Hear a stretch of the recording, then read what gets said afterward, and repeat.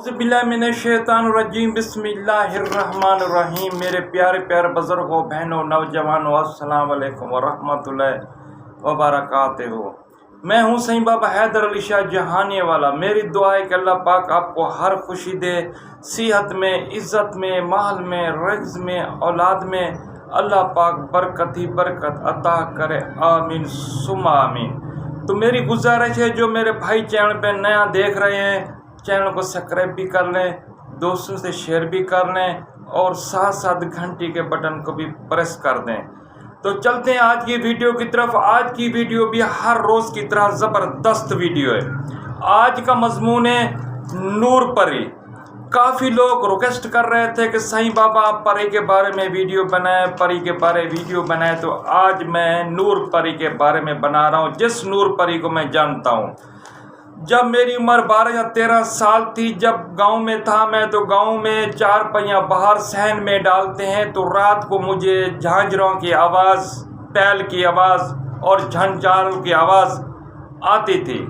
तो मैं छोटा बच्चा था, तो मैं अपनी वालदा से कहता था कि अम्मा मेरे ऊपर पता नहीं क्या चीज़ है, झांझरों की आवाज़ आती है, घुंघरू की आवाज़ आती है, पता नहीं क्या क्या आवाज़ें मेरे ऊपर आती रहती हैं। तो मेरी वालदा फिक्रमंद हो गई, क्योंकि पुराने ज़माने के लोग थे, वो जानते थे कि जिन्नत कैसे होती है, परियां कैसे होते हैं, देह कैसे होते हैं। पहले ज़माने में जिसके ऊपर भी आते थे तो सच्ची बातें करते थे और सच्ची हवाई चीज़ें होती थी। तो इस फिक्र को सोच सोच के तो एक दिन ऐसा हुआ कि मेरी वालदा अपने ही घर में सब्ज़ी काट रही है। इतने में मेरा वालिद साहब कपड़ा उठाया और अपने ऊपर ऐसा डाल दिया। ऐसा डालने के बाद अस्सलाम वालेकुम वरहमतुल्लाहि वबरकातुहू। तो मेरी वालदा इधर देखी, इधर देखती है, इधर देखती है, तो कहीं भी आवाज़ औरत की नहीं आ रही। जब उसने ऊपर 4 पहिए की तरफ देखा तो मेरा वालिद साहब एक कपड़े के साथ अपने आप को ढांपा हुआ था, औरतों की आवाज़ों में बातें कर रहा है। तो मेरी वालदा ने पूछा कि तू कौन है? तो उसने बोला मैं नूर परी हूँ। तू क्या करने के लिए आई है? बोलती इस तेरे बेटे से मैं लेने के लिए आई हूँ। तो पुराने ज़माने के इंसान थे, बहुत दिलेर थे, और मेरी वालदा सब्ज़ी काट रही थी, वो छुरी दिखाया। बोला ये छुरी देख रही है, इस छुरी से तेरे इतने टोटे करूँगे तो गिनती करते करते थक जाएगी। तू मेरे से बेटा मांग रही है, कोई किसी को बेटा देता है? चल यहाँ से दफ़ा हो जा, निकल जा, दोबारा नहीं आना। हम लोग लावारिस नहीं है, हमारे मुर्शिद भी हैं, पीर भी है। तू यहाँ से दफ़ा हो जा, नूर परी है या कुछ भी है, दोबारा मेरे बेटे का नाम नहीं लेना। तो वो चली गई। फिर कुछ देर के बाद मेरी वालदा मुझे लेके अपने पीर साहब के पास चली गई। जाके पीर साहब को ये कहानी सुनाई। पीर साहब ने बोला कोई बात नहीं है। उसने दम वगैरह किया, कोई तवीज़ वगैरह मेरे को दिया और पहनाया।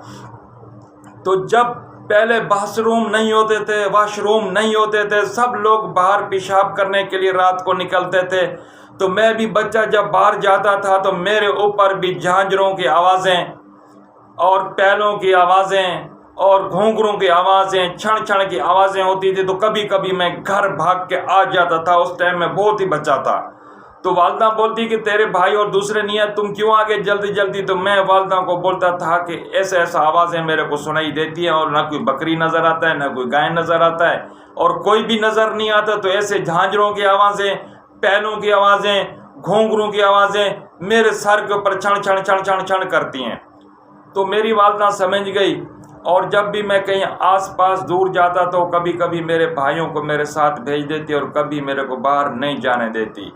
तो वो नूर परी हमारे वालदा की मुर्शिद की वजह से हमारे साथ आज भी आस पास वो हमारे रहती है। कभी कभी आके वो हमारे को मिलती भी है, और अल्लाह का शुक्र है कि कभी उसने नुकसान नहीं दिया। जैसे मेरी वालदा को कहती थी कि मैं तेरे बेटे को लेके चली जाऊंगी, तो मेरी वालदा ने एक धमकी दिया कि इस छुरी से तेरे कितने टुकड़े करूँगे कि तुम गिनती भी नहीं कर सके। क्योंकि मेरी वालदा उस टाइम सब्ज़ी काट रही थी जब वो नूर परी मेरे वालिद साहब के अंदर आई थी।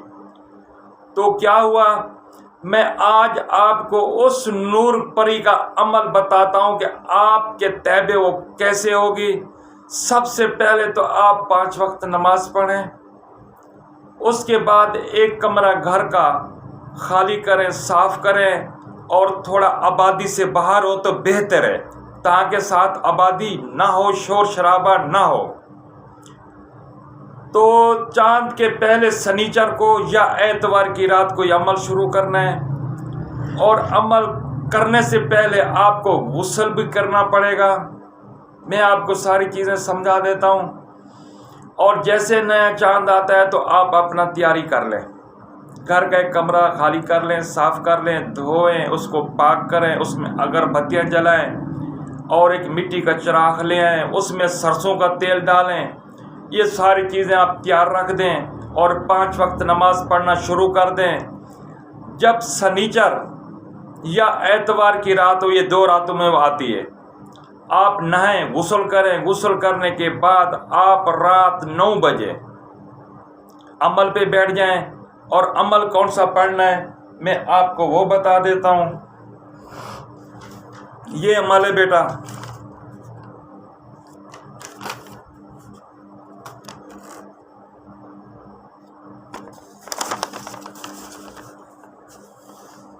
آپ غور سے دیکھ رہے ہیں، یہ عمل پڑھ کے میں آپ کو سنا دیتا ہوں۔ سوار سوار من سوار، نور پری چاندی کا کوٹ سونے کی کلہاڑ، حاضر ہو نور پری۔